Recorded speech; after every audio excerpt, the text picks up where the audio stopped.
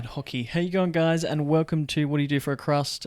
Special episode this time. We're talking about trades and not the dying art, but I guess just what we think trades are, what's happening in that space, I guess. I'm curious to get your opinion. I have a co-host with me this evening. Hello. Welcome. Thank you very much for returning. I really enjoy it. It's good fun. For the people that are listening to it, I really hope that you're enjoying it as much as I do. I listen to the episodes as they come out. It's good fun. I've got you set up on notifications in many things. Oh, God. I don't know. I just like hearing you talk. I think that's a bit creepy, but flattering. Thank you. I'm turning in a positive way. Because every time I do an episode, I'm having a few drinks with people, and I don't normally do that. But then I'm like, I had 4 cans of Guinness. I'm not bothered by it right now. Fair. Very fair. When I'm listening, I'm like, I'd love a drink, but I've got to work. Yeah, I'm sorry. very fair. No, very fair. Very Stop fair. releasing them in the morning. I know. Well, I don't know why I do. Just to give people opportunity. I should either release them at night or earlier. Mate, you do what you do, and it's working for me. All right? Very fair. Let's not change the mould right now. I think particularly for this episode, we're going to do the future of trades, because you and I both being ex-tradies, I think it's a really good avenue where we have first-hand experience. We have first-hand experience of obviously going through a trade. We both were in trades for a decent amount of time, apprentices, all that kind of thing, and then are both out of it as well. So I think it's quite a good, fair avenue, and we can chat about technology and that. I did a bit of research prior to this, right? So just to give you a gauge, for 2025, 47.9% completed their trade. Hang on. So 50.3 rather didn't. So it's the first stat. Is that, hang on, do you also have a stat on when they dropped out of their trade? Is it first years? That's a good question. It just says in general, so it collaborates the cohort together. I do know first years are more likely to drop out than anyone else. Yeah. The pay's never good. It's not what people think it is. Yeah, very fair. That's a lot. Yeah, absolutely. The highest rate of drop rates at the moment are in food trades or construction. So bakers, butchers, chefs have the highest dropout rates, just by a hair, and then construction is the next. By the way, and all things that AI can't do. Very hands-on, obviously very practical, very important, still very important, but maybe underappreciated, underpaid. You're going to hate this. Most plumbers will. The highest retention apprenticeship. Yeah. What do plumbers hate? Electricians. Yeah, but that's because they don't work. Sorry to all electricians. I mean, they get in a roof every now and then. If any electrician owns a shovel, call me. All right, reach out. It's brand new and shiny. It's still got the sticker on it. Not even that. All right. They don't even own one. They just ring their mate who has an excavator. And they're like, I've got this hole I need to dig. It's like 2 meters long. Well, hey, can I just put my electrical cable like above your plumb? I used to fucking hate that. No. It was worse than that. It was going, can I use your trench to put my cable in? Yeah. And you go, yeah, sure, man. They go, the thing is, it needs to be 600 mil deep, and you're only at like 300. Can you dig it deeper? Yeah. And you go, what? I thought you want to use my trench. They go, yeah, I do, but I want to... Can you go deep? Yeah. Can you just dig it deeper, right? And I'll put my electrical stuff, and then you can put your plumbing on top. I'm like, what the fuck? What? Sorry. I used to work for an Italian fella, and he would have a subcontractor electrician.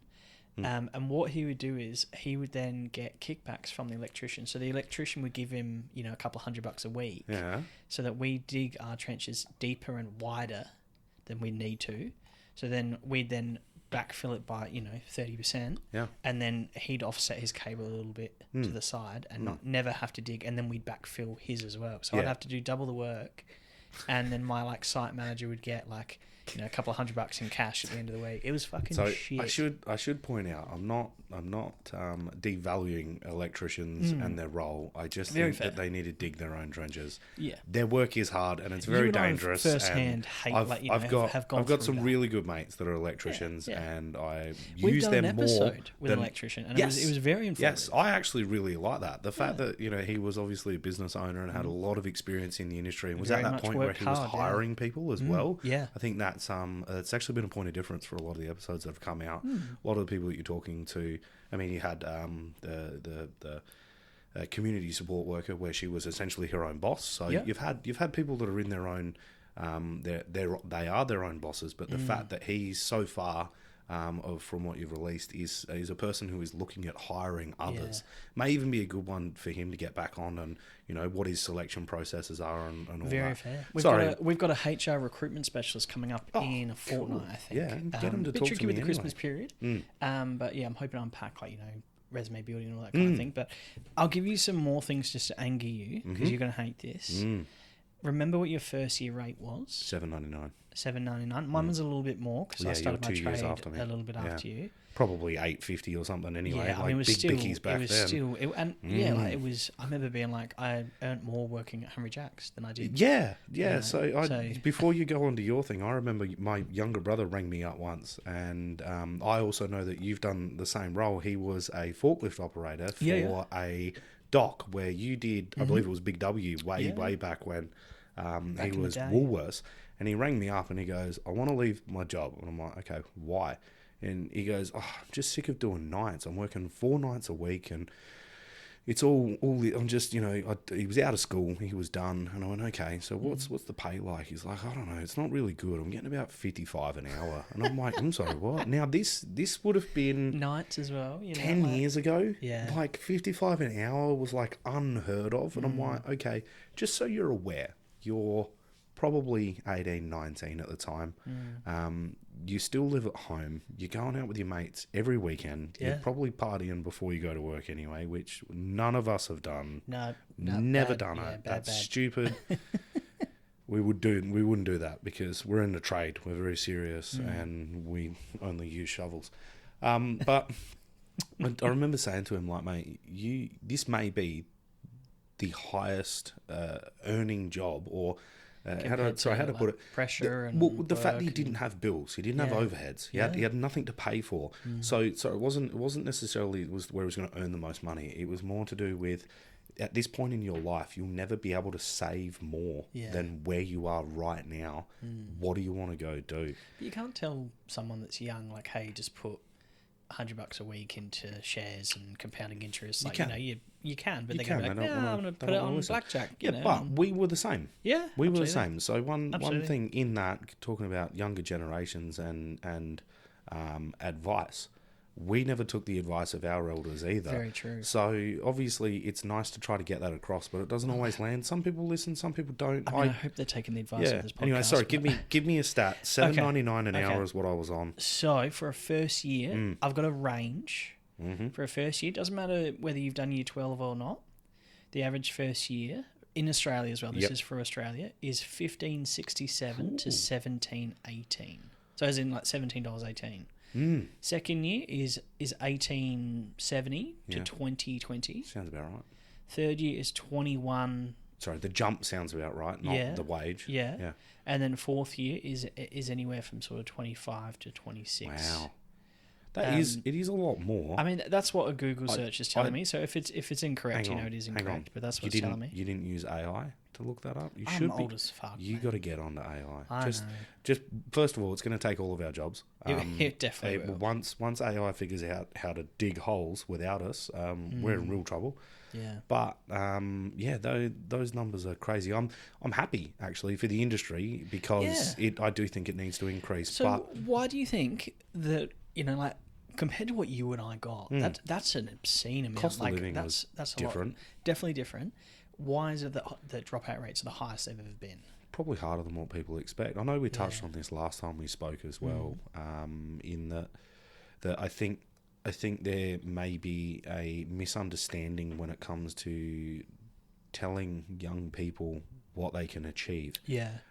People can achieve greatness and people can be excelling in their field. I'm not saying that. It's just that those are the 1%.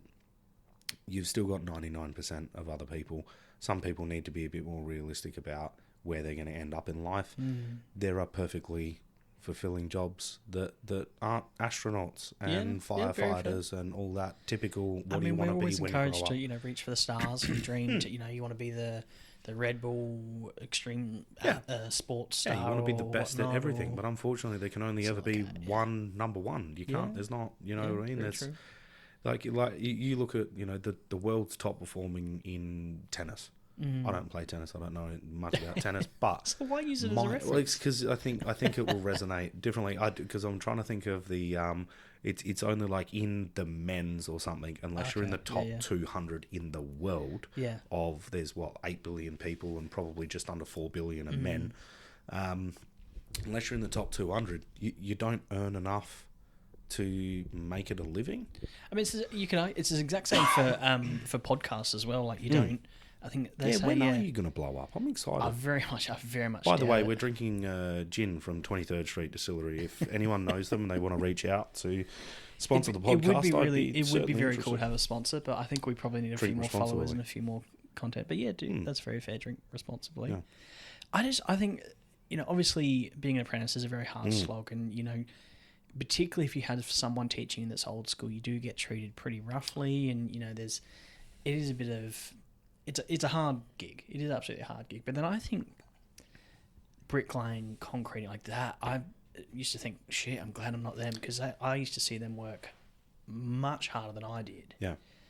And and then I remember my first year was on the shovel, and maybe my first year and a half, and then I got into an excavator and learned some skills and all those kind of things. And I was still on the shovel, but still had the excavator and all those kind of things, like, and you upskilled and all that kind of stuff. Awesome. It was a bit of a stepping stone, I guess. It surprises me, like, that you do hear that there's a trade shortage and all those kind of things. Is it that tradies don't respect it enough? Obviously, there's a few more women in the industry now, which is fantastic. Yeah, it's great, yeah. But is it... I don't know. Is it just a bad stereotype? Is it sort of it's not worth the hard work? There's probably a couple of things to unpack in that as well. So trade shortage can come from a couple of different things. Is obviously when we don't have enough people applying to learn those trades is a start, yes. Yeah. But I also wonder, with the amount of people, like our population is growing. Yeah. We all know that there's a housing crisis. We all know that there's not enough ambulances on. The hospitals aren't big enough. There's not enough schools. Supermarkets are probably not running out of food or anything because they store everything because they're bastards. But I would also venture, the trade shortage is probably not one thing. It's probably not that people aren't interested in doing the trade. It's probably a culmination of a few different things. One of them, I'd say, is a growing population. But if you want to talk about it from are people interested in doing the job or not, you discussed with your body mechanic, not mechanic, that's the wrong word, the panel beater. Yeah. Right? So, and he touched on it as well. It's a throwaway society. Yeah. Even when it comes to trades now, you don't fix things. No, you just bolt on, bolt off. Bolt on, bolt off. It's not what people want. You lose the art, that thought, the craft. Yeah. And look, that was starting to happen a lot when we were coming through in ours as well. I had a lot of the old heads go, yep, you don't even, mate, this is easy for you. You've got a braided flexible hose that's got rubbers in either end. You just tighten them on. You could do it finger tight. I had to used to get a pot of lead and melt the lead and fashion a pipe. And you're like, yeah, whatever, Grandpa. But that's very true. Like, times have changed, using mate. all the iPlex and the rehow bar, like the rehow pipes. And like the quick fit stuff. Like we don't even put shark bites. We don't even use copper anymore. We don't really. We don't weld it. The art of doing that is gone. And B press fittings. So to explain to people, it's a tool that clamps the actual fitting on, and it's got a rubber on the inside. It's a great technology. Fantastic, and I think tool. that's the really cool thing is that technology is definitely improving. You don't have to weld. But with that comes a loss of art. Yeah. So all of a sudden, plumbers aren't. They're not plumbing. They're connecting the dots with this plastic pipe, and it'd be the same with electricians. Back when you actually had to do math to figure out what could and couldn't work. I mean, wattage. So like amperage difference between a 4mm cable and a 6mm cable and what can go through is actually a big deal. And why breakers and RCBOs actually trip, or like learning all of that stuff and how it used to be and how fuses worked and all that. Now it's all just digital. Like people. They don't even read meters anymore. They just drive past because they've all got a computer in them. It's very fair. I'm very keen to get a mechanic onto an episode just to see if do they actually fix it? Are they? I think there might be like custom shops and such. I was going to say I think there would still be mechanics out there working on select vehicles that repair parts, because there is Still a niche. There's a value in having the original part, but that's on select vehicles in select models. Yeah, if you're in a 2010 Toyota Camry, it's just easier to go to a U-Pull-It and grab whatever you need. I was out cutting firewood probably about 6 months ago, and I wasn't paying attention, and I was trying to fit in a very, very tight space in a place outside of Meadows, and not a good spot to be putting your car, but it was just easier, and I was being lazy. I didn't want to have to cart all the firewood that I had. Anyway, I reversed, and I fucked my side mirror, and I reversed right alongside a tree, bent the mirror back. I was like, shit. No, I know a guy, I think he was on episode 9, might have been 8. He can sort that for you, by yeah, the way. definitely. Yeah, So he literally is the one that helped me, and then that's how I convinced him to be on an episode. Oh, really? Perfect. And so he was like, oh, yeah, no worries, it'll just go down to U-Pull-It, just find any... And I drive a Toyota Hilux. It's the fucking most common vehicle on the planet. This actually reminds me, I've got a very minor bone, very, very minor bone to pick with you in one of your previous pods. And I'm going to talk about a lot of your previous pods because I genuinely listen to them and I genuinely love it. I thoroughly enjoy listening to people and their views on the world and how they go in their industry. I genuinely listen to it.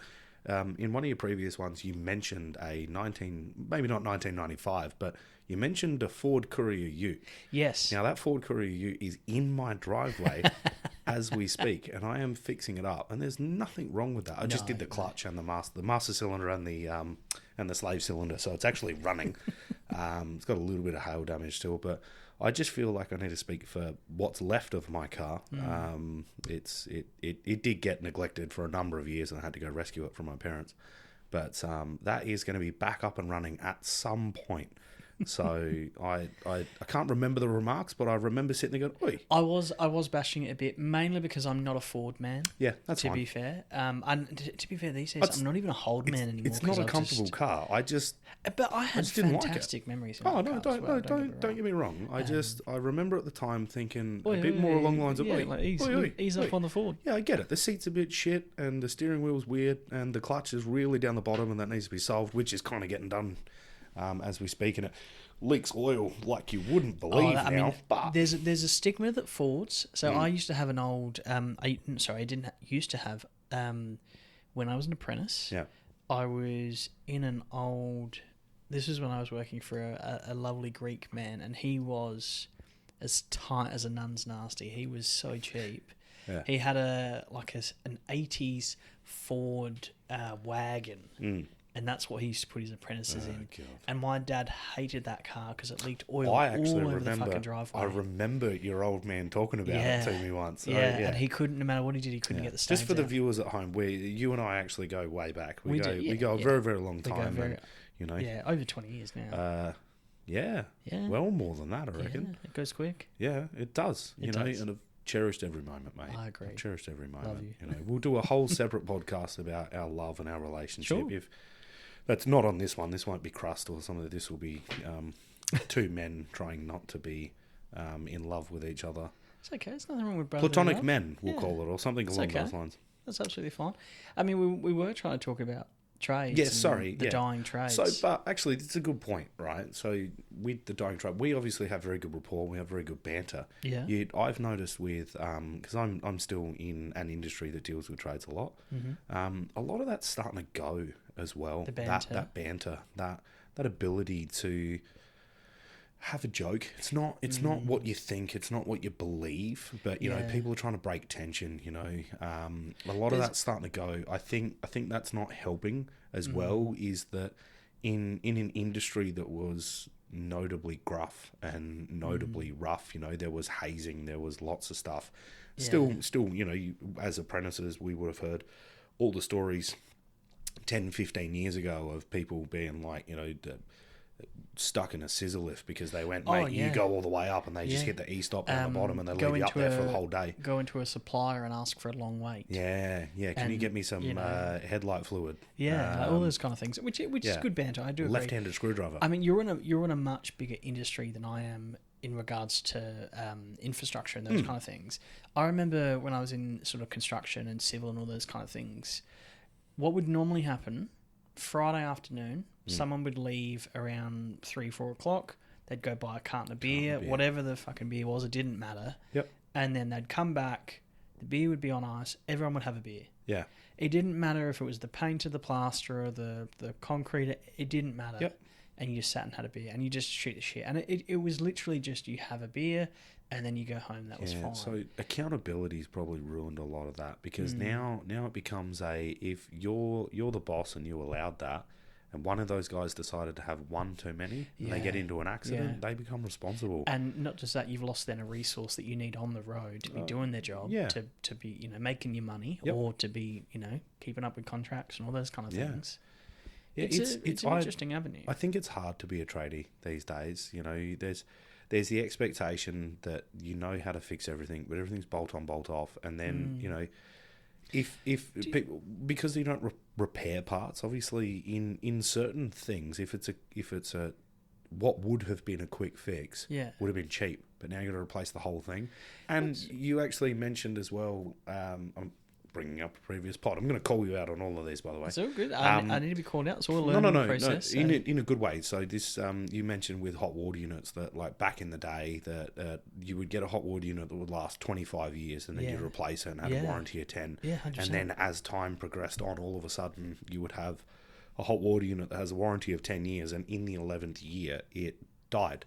So what the difference is there to actually, I can actually inform you. I can give you a little bit of information. I have a theory about this, but you go. So with a hot water unit in particular, with a storage unit, so a tank that holds water, a pressure vessel, they used to dip them into a like a galvanized coat. So the inside would be dipped essentially in whatever the material was that stopped the water from rusting the steel tank. Now, because technology's so good, when I say now, 10, 15 years ago, because the technology's so good. And it has come, it's grown exponentially in the last 10 years. They've learned to spray it on because it uses less of that coating. But because they can spray it on, they can now control the thickness of it. Whereas before it was dipped in and it was just thick, and it would just is what it is. Some spots were thicker than others, no worries. But now they spray it on, they can control the thickness. So you'll find with most things when it comes to parts and appliances, you could pretty well set your watch to it that it's going to go a year after the warranty, because it's been designed that way. It's been designed to break. It's been designed to be replaced. People talk about they put it into iPhone. They intentionally write code to make it slow down, and they don't hide that anymore. They've been taken to court, and they went, we do buy the new phone, get the update because of security reasons, but every time you update it, your phone's going to perform a little bit less. It's the same thing, because it's a throwaway society, and it becomes that with trades as well. Is with the introduction of YouTube how-to videos, AI now, there's nothing that you can't search that someone hasn't already done. They can show you how to do it better. They can show you how to do it cheaper. Why would you need to fix anything when you can just replace it, or you go to a different design? So copper in plumbing, as an example, you don't need to weld plumbing. It's costly. It is costly. Copper is expensive. But you just swap to a polyethylene pipe, a poly pipe, and you just do whatever you want. You fuck it up, you cut it off, you do whatever. You lost 50 cents, learnt that, no worries. It leaks, go get another one, put another fitting on. There are fittings now in the plumbing sense where it's a push fitting. You literally push it, and it just it's got teeth on the inside that hold it in, and a rubber. You don't need any skill whatsoever to be able to do it anymore. So there will certainly be trades that still have a requirement. So how's that work then? And I don't want to cut you off, sorry. But how's that work then? That the job's getting easier, you're getting paid more, but we're getting less. It's probably not what they want. They want to be able to fix shit. They want to be the guy that done that. And the pressure of being able to do it to a budget now as well. You've got stressed out owner operators that are going, I don't know what's happening. I'm getting less and less work, so I need my guys to work harder, more efficient, money. And now I'm paying them more than what I used to 10 years ago because the price of milk and bread went up. And that's the thing, because you think about like prices going up. Cost of bread goes up, fuel goes up, everything goes up. I remember being qualified and going out, and my call out fee was $200. Yeah.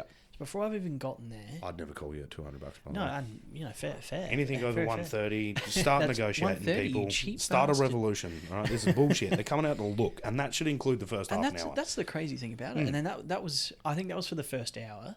Yeah, and then okay, anything that's past fair. that was then, and then for a 5-minute job, you're still ripping people off. But absolutely, whatever, and mate, there definitely still were those 5-minute jobs. Yeah, but I also understand that though that wasn't your decision; that was the company's decision. No. And that's where you made the money, was on those 5-minute jobs. And I remember I was the first person in my crew or the company that I worked for that had an iPad. The jobs came through on an iPad. Yeah. And, I'd start at 7 a.m. Yep. I'd fire up the iPad. Yep. And literally go, oh shit, okay, I've got 7 jobs today so far. Yep. This is where I need to head. And it would calculate my distance, all that kind of thing. And this was crazy. It would have built the invoice for you. Crazy. Built the invoice. You would have invoiced the person at the site. You would have taken the payment at the site. So there's now no 100%. need for an admin person to do that in the background. Absolutely. I could add what Lost items an that I entire used. job. So those could add, I used 6 Kinko nuts, whatever it was, olives, copper, I used 2 meters worth of copper, whatever. It was crazy good. Yeah. Yeah, so technology is taking people's jobs. But I used to get a lot of hostility as well because people would be like, $200. Like, you've just rocked up and it's going to cost me, and say it'd be $380. No, you were here for half an hour. So also back then, before there was, there's always a trade shortage, but back then when you needed the skill to actually fix something, you could and not that you would ever say this to a person, but you could have just gone, well, fix it yourself then. They go, I can't. They go, I know, that's why you rang me. Yeah. That's why you're paying $200. The electrician that we had on that episode, decades of experience, a lot of classifications, a lot of qualifications, a lot of those kind of avenues. I don't want to think about his hourly rate because I know it'd be worth it. No, and I loved his comment. I really loved his comment where he said, if there's already an electrician on site, if they've already been working on a problem and they can't fix it, my value goes up because I can fix it. So there are people that can't at that dollar rate. Well, you're going to pay more. So, and I know we've discussed like the triangle of like you can have it good and cheap and whatever. Yeah, but I love that triangle. triangle. People miss that people generally when you charge more, there's a reason that you should be charging more, and you got to weigh that up. So, a lot of people you obviously ask a lot of people, what their range of their income is. Yeah. It's been my experience across all fields that generally speaking, not always the case. Once again, there are jobs that people don't want to do, so they get paid more because people don't want to do it. But it becomes down to what's involved in it. The harder the job is, the more money you're going to get paid. The less likely someone wants to do it, the more money you're going to get paid. It is really interesting to see apprentices get paid more. I think that they should get paid more. It's really hard to live at the moment. Yeah. Money is really tight. So I'm happy that they are actually getting more as an apprentice. But yeah, as far as keeping them on, it is, without actually knowing the answer, it's hard to figure out. Yeah, like 50%, 50-50 is pretty crazy. It would be interesting to see how many are first-year apprentices. I know a lot of first-year apprentices drop off, mainly because they do a job because they have to do a job, and then they realise that that's not what they want, and then they go work at Big W on night shift, and using a forklift, getting paid $55 an hour, and they think it's not enough anyway because they want to go partying with their friends. The first year's always going to be shit. I mean, it just is as well. That's particularly in the trade or apprenticeship. You are pond scum. I think it's in any role. Yeah. It's in any role. You realise very quickly that you're not the most useful person there. No. And that you're always going to do the shit jobs. So, but I think there's value in doing the shit jobs. You build the resilience, you build character, you build experience. You then learn, or okay, I'm doing the shit job, I want to get to the guy who's doing the good job. Yeah. How do I get there? Years. What's time. he doing? Yeah. Which time. You can't buy. No. And I think you and I need to do an episode on, like say a trade versus a degree, or a trade versus, uni versus non-uni pathways. Yeah. So that'd be good because I've never attended a tertiary education. Tertiary education? See, this is how uneducated I am. I don't even. Education. I'm using big words to try to sound smart. Right. Good. I completed year 10. That was it. I was 15 years old. Yeah. Signed up to do an apprenticeship the next day. Whereas, obviously you went through to year 12, then did a trade did a whole bunch of jobs. You've had more jobs than most people have ever met, which is... Yes, a lot of jobs. But you're perfect for this podcast, by the way. No, but I understand that the podcast comes from a place of your own experience. So yeah. And then, decided to go do a higher education, as it's called, and go down that pathway. And, you're obviously excelling and succeeding in that as well. So more than happy to have that conversation with you, but mine's mainly going to sit on the side of pros and cons. If all your mates doing uni are going to ring you during the middle of the day and go, "Oi, let's go to the beach," and you go, "I'm fucking working," and they go, "Cool, when?" And I go, 5 days a week. I start at 7. I finish at 3:30. 5 days a week. It's been 2 years, guys. I think you would have picked up by now. And they go, "Oh yeah, man, I got a lesson. I don't know." And I'm going, "Cool. I don't even know what that means. You got to go sit down and read books and shit. I don't." But different pathways to get to. It's definitely an interesting one. Spaces. As someone who's done both, I think, I think my opinion would be definitely different. Let's story that for another episode, I guess. Uni is good. I don't want to turn people away from going to uni. It is not it's not the only way. Yeah, I mean, everyone has a different path and. Ooh. Oh, we're having technical difficulties. You need to get an IT specialist on. That's what you need to do. An IT specialist. Yeah, don't know what happened there. That was strange. We haven't had that before. See, here we go. I like being the first. Yeah, I mean, that's definitely a first. Yeah, I wasn't even doing anything. Neither was I. Didn't even move. Cool. Anyway, we'll see how we go. Maybe we should get an apprentice on in the IT space. Who do we know? I don't know. I'm going to make sure I listen back to this episode as soon as I can because I want to make sure it actually properly records. So we'll see how we go. Could just be you and I chatting and not actually recording. If that's how it works out, mate, I'm okay with that. Yeah, me too. Right? I very much genuinely enjoy talking to you. I hate your voice. That's a different story. Yeah, I hate my voice as well. It's horrible to hear your voice. I do get that. So this is this is my 4th, and I will be. I think we're good. Yeah, no, it looks like it's working as far as I can tell. But mate, I'm just a whatever I am. I'm not. You've been plugging things in for ages. You play around with it anyway. Getting back to your avenue, I do think it's that you pay peanuts, you get monkeys. Yep. I do think generally, people's value is not just a dollar value. I don't, think that's fair because I would argue that majority of roles that I've interviewed are underpaid or undervalued. Yep. Because it's a business. Yeah, I think that's an economy thing as well at the moment. Yeah, if we're talking about the modern day apprentice as an example, to get back on topic, sorry, they're getting paid whatever they are, which is obviously substantially more than you and I did when we were an apprentice. But obviously the cost of living's gone up. Obviously the people that were then hiring us when we were apprentices, they do need to make money on our time. Yep.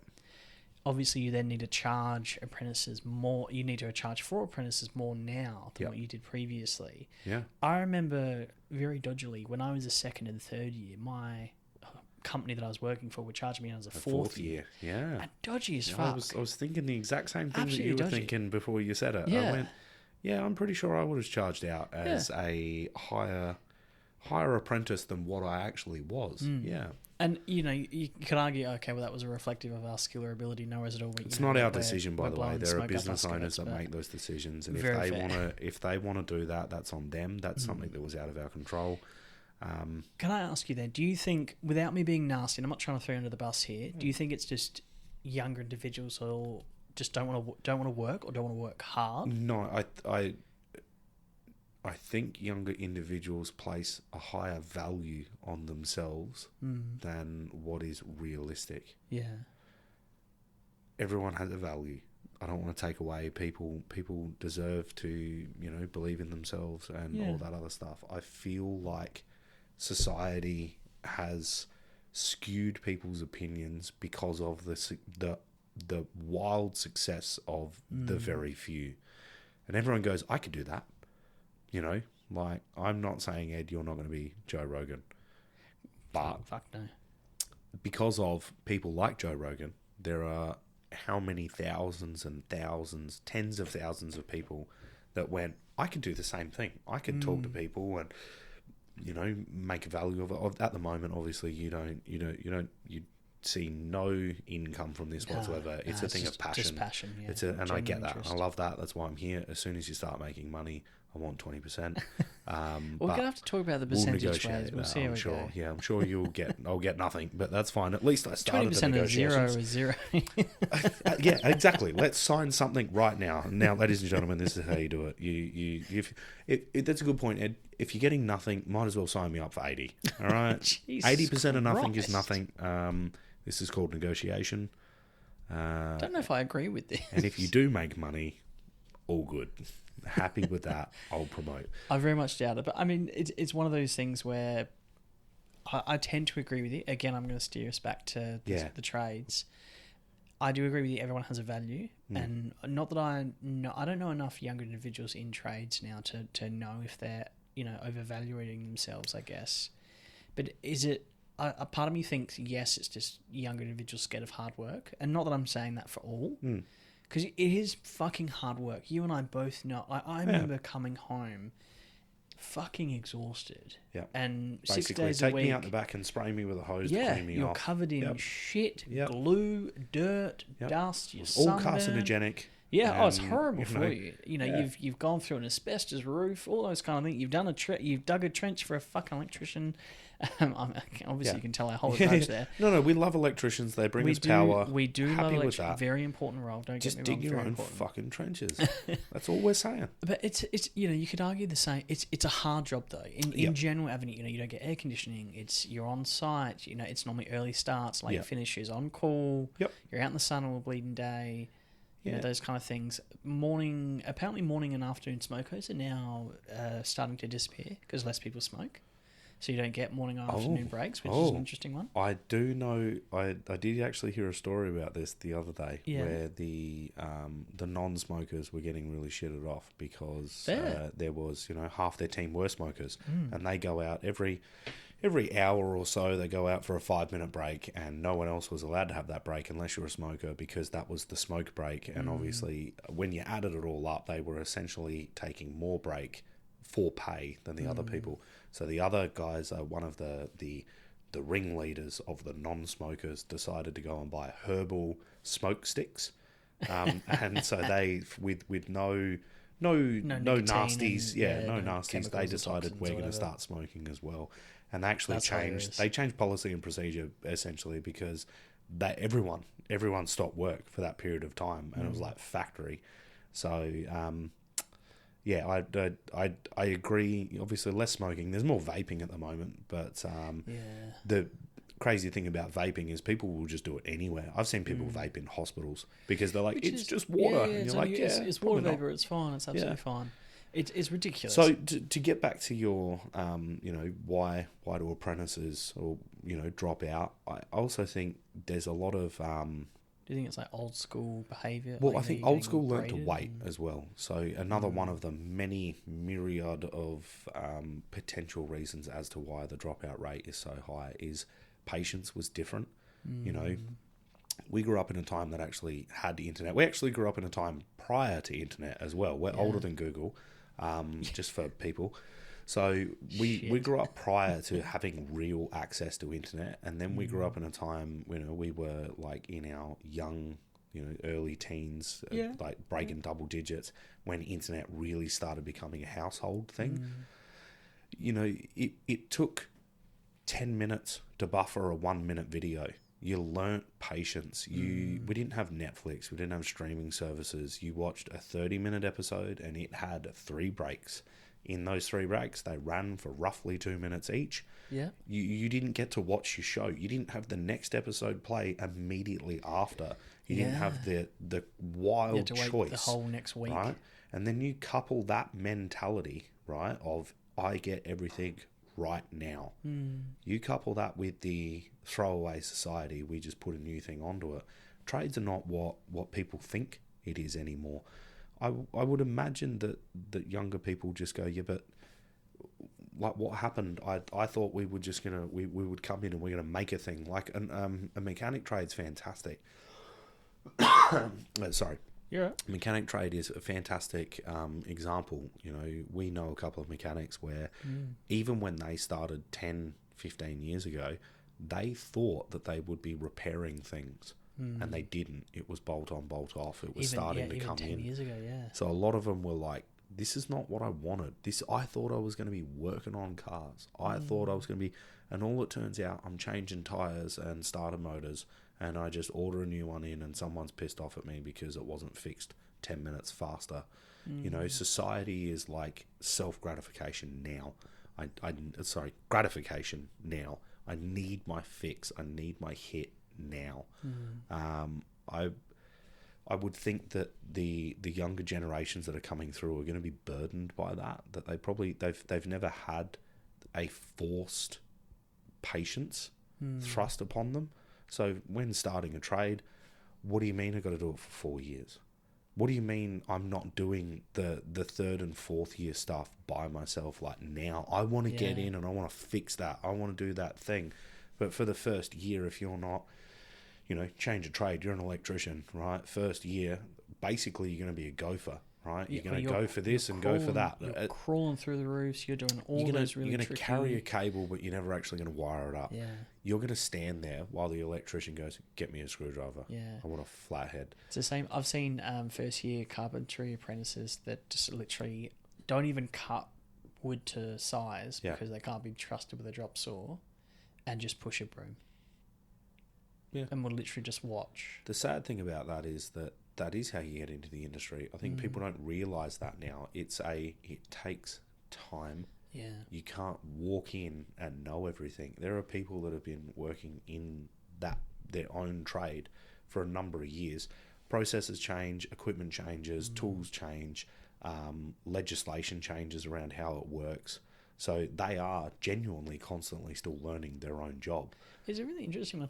I don't think it's as well paying as everyone thinks as well. I think there's a big misconception there. It's good paying. If you're a business owner, but if you're a business owner, you're doing very well. But you take on a lot of risk. If you're an employee of a business, you're on an okay wage. Not a bad wage, not a good wage, but you're on an okay wage. The other thing that they don't tell you about... You're working so hard for that wage as well. Yeah, the other thing they don't tell you about is all your mates that's going to ring up and go, hey, can you do this for nothing?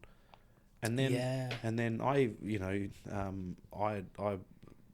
people will be able to recognise my voice. I work for an equipment hire company.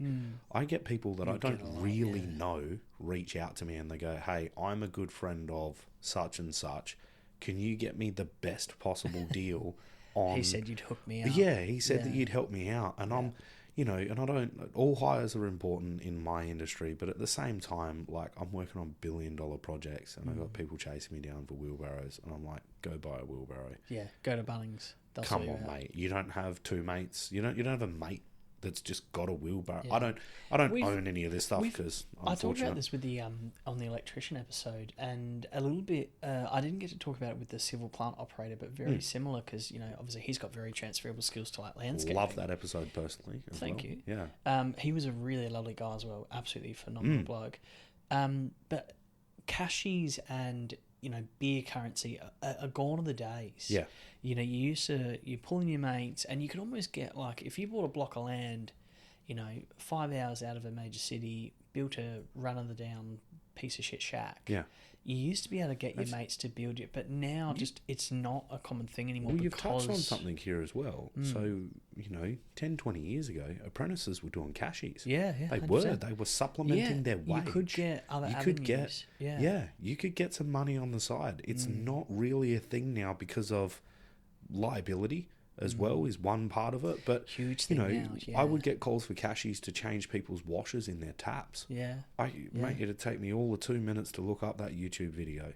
Do you know what I mean? So now that the skill's not required anymore. But I would argue that some individuals still aren't confident in following a YouTube video or just go, oh yeah, I'll just... Everyone will give it a crack. Yeah, well, you'd hope so. I really admire people that are willing to give it a crack. By the way, that is one thing, I know I've said it before, but that's probably one of the benefits of actually getting a trade. I don't want to turn people away from a trade, but what you learn from actually going through the entire process of a trade is giving it a go. You learn, you're going to fuck shit up, things are going to go wrong.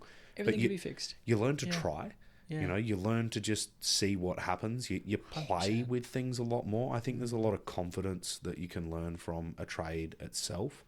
I genuinely I encourage people that if they do want to do stuff with their hands, if you can make it past the first or second year, which is probably the shitter of the years, because you are taking a very old term, which is probably not relevant today because it's a little bit sexist, a bit misogynistic, but I think it sums it up, is that you become someone's bitch. Yeah. And I don't mean that in a, in a derogatory sense. It's you become the person that you just work for this other person, and you're sitting there going, you get told what to do, and you're like, yes sir, no sir, 3 bags full sir. Like, you do what you're told. Yeah, but sometimes you need that as well. Yeah, and that person's going to rip the shit out of you the entire time. Oh, Are we still having issues? We're getting a little bit of feedback here. We are getting a little bit of feedback here. It's a new. I haven't experienced this before. That's okay.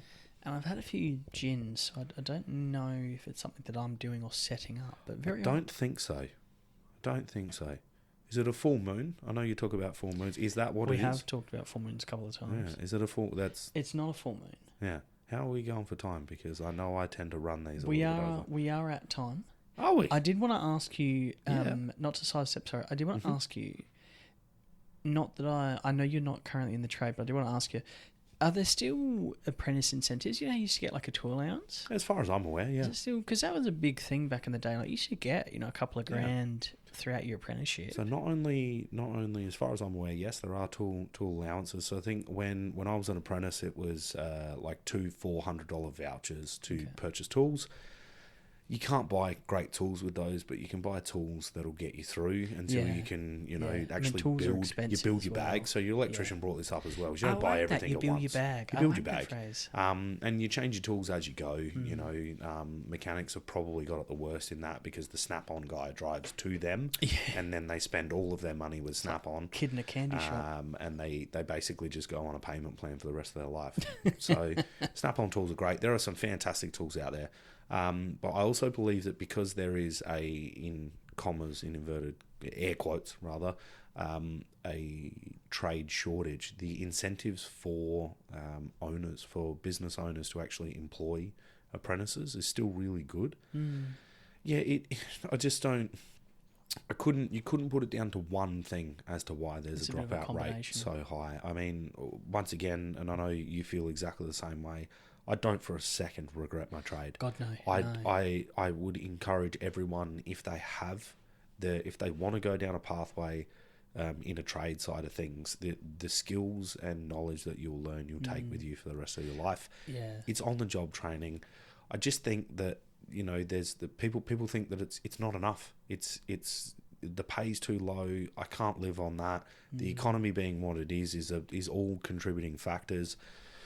I want to be earning the big bucks now. I want to be a business owner. A lot of people don't realise as well that even once you've done your trade, it's generally a certificate 3 in that trade, which doesn't sound very high when you go into other fields. Certificate 3s tend to be quite low you can do other courses where a certificate 3 is like a 2-week course, whereas this is a 4-year pay-as-you-go sort of thing. Yeah. But to be a business owner, you need to go further again. Go to a cert. Cert 4? Cert 5? In some instances can be a cert 5. Yeah.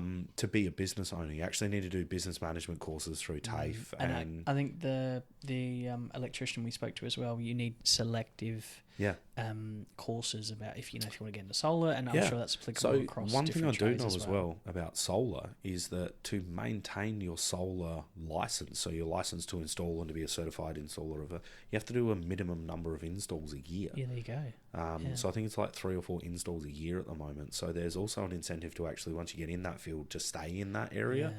But that's more to do with the fact that the technology is changing and the infrastructure is changing. So you need to stay on top of it. You need to be current. They don't want someone to go get a license and then 3 years later they go, cool, I know how to do this, and everything's different. So they need to relearn it. But yeah, it's a sad number, that 50.3 dropping out. I mean, it's the dropout rate's the highest they've ever been, and I do, that's obviously a bit of a scary sign for the future because we do need trades. Trades are very important. I agree with you. I definitely, my mindset, and I think the mindset of this podcast is no experience is bad experience. 100%, totally. Even bad experience is good experience. You just got to know how to mentally spin it. Oh, I couldn't agree more. I remember being a second or third year, and this is going to scare away a few people, and I don't mean it to be. I remember working for a fella, and he would shout at me. Yep. He was like, a couple of centimetres or meal away from me, face to face, and he was shouting so much his spit was hitting my face. But, now if someone did that to me, not that I'd punch him, but I have the resilience now to be like, don't do that. Yeah. That built a lot of resilience in my avenue. I learned how to treat people better. It helped me build a little bit more confidence and all those kind of things. There's heaps of different avenues where it is really possible. It's a different extreme. Yeah. It's not a bad extreme. And I think that you're going to get that in every industry, just in different levels. Yeah. You from a tradie side of things, you hear like the office worker side, and these are just what you hear is like, and I'm using fake names and fake scenarios. I'm not actually picking on a woman named Sharon, but you hear that like Sharon got upset because Belinda didn't say good morning. And you're like, what? What do you mean? Definitely a different sector. But it is a different sector, and it's where in maybe a trade that what's concerning to people is your physical state, whereas in office jobs, what's concerning is more to do with your mental state. Yeah, obviously both are important in both sides. The world is changing and trying to become a little bit more aware of those. But it's I don't know. I feel like anyone that is interested in any trade should just give it a go. And maybe that's what it is. Maybe that's what people are doing. Maybe they're going, I want to give it a go. It's not for me. They move on. That's true. I mean, that's a good argument to say there are larger dropout rates because more people are willing to give it a shot. I mean, do we know how many people are applying to be apprentices, that sort of thing? That's very true, because that would undermine the entire statistic that I mentioned at the start of this podcast. But maybe it becomes if you are a younger person at the moment and you're still at a school level, maybe it becomes rather than just dropping out of school or going to a school or whatever, try a technical college. Go do something like that. There are courses as well through schools themselves where you can do your work experience. Just give it a crack. Work experience is a hard one. I feel like work experience. I remember having work experience kids, and it's not that they were useless; it's that they couldn't be utilized. Yeah, they were perfectly fine individuals. Very short term. But the fact of the matter is that they can't actually help. Because they don't know what they're doing. It's quicker for you to just do it than it is for you to teach them how to do something. But at least they can see hands-on what it's actually like. Or, a day in the life of a mechanic, a bricklayer, a welder, a carpenter, whatever. At least they can see. Maybe it does need to go back to more of the schooling education of more work experience. I think work experience when I was a kid was, 1 week in year 10. Which is nothing. Maybe it should be twice a year, year 10, year 11, year 12. And that goes not just trades. I mean, there were a lot of people that were just like, I'm going to go do my work experience here because it's fucking easy as shit. Which is, I mean, that's not a great pathway to take, in my opinion, because, you are setting yourself up to failure for a certain period. A career is important. Don't get me wrong. It's not the be all and end all, but it's obviously important. So, here's one for you, actually, thinking about work experience. I remember talking to a vet years back, and they actually said that they don't take on work experience applicants. Really? The reason being is because everyone thinks that being a vet, you just get to play with animals all day. Yeah, play with puppies and kittens. Vets, unfortunately, have a very terrible job where they do have to put animals down and they have to deal with grieving people. And what they found is in that industry, if they put people on as work experience, the rate of employing vets it goes down because kids go, what do you mean I have to kill that dog? And you're like, okay, you're not killing the dog, you're helping it because it's in pain and that's what it needs. But for a 15 or a 16-year-old, that is traumatic. Yeah, and I mean, you're explaining in the way that you're explaining it as well. 15 and 16-year-old, you're barely a young adult. Not that I'm undermining people at that age at all. But you're just a blip in what the future human that you're going to be. Yeah. So it's so hard, and this is why we're getting to the crux of why I really want to do this podcast. Is like, you just don't know. Well, you released a podcast today at the time of this recording. I'm sorry if I'm ruining the illusion of the podcast, but That's they're okay. all pre-recorded. They're not live, people. No, that's fair. But you released one today, the police officer. Essentially, by the sounds of it, he went into his role at 39 after after being rejected at 19, Yeah. bounced around for a while. Someone asked him a hard question, what do you want to do? What is it you actually want with your life? And that's what kicked him into gear to go do that thing that was his passion the whole time. 100%. And now he's in it. You can hear it. You heard it in his voice. Oh, that was such a fun episode to record. He was he was very giving in his answers, and no question was too silly. As a 39-year-old, he probably had the life experience to, once he decided that was what he was going to do, he wasn't going to drop out. But to ask that of a 15, 16, 17, 18, 19-year-old, I'd say even 22 and under. They don't, even then, but they don't have the life experience to understand what other people go through. That is a super general brush to tar people with, unfortunately. There are definitely some kids out there that have been through some things, and they have a different world perspective because they've seen all sorts of stuff and they've been through all sorts of things. I'm not saying all children under the age of 22 don't know what they want to do, absolutely. but and some do, and that's absolutely fine. Generally speaking, they're still they're children, and society, to put them on the spot when they're 18 in year 12 or even year 11, basically they go, you need to know what you want to do. I think it's earlier now. I think it's like year 10, like you talked about work experience before. Bullshit. In year 10. It's crazy. You don't know what you're going to do. You don't know what you're going to do. So in saying that, if you don't know what you're going to do, go get a trade. Don't drop out in the first year, because it will be one of the best things that you do in your life. It's hard work. And there's satisfaction in hard work, though. I should say there's nothing wrong with hard work. I never slept sounder. Then don't get me wrong, I was physically exhausted, but there was satisfaction in the work that I was doing as well, which cannot be measured in dollars or cents. Your police officer touched on it as well, in that there's a camaraderie in it. It's the same as with trades. So when you become certified, once you become a tradie, you'll always be a tradie, whether you retain your ticket or not. You'll always be a guy that did that. You understand.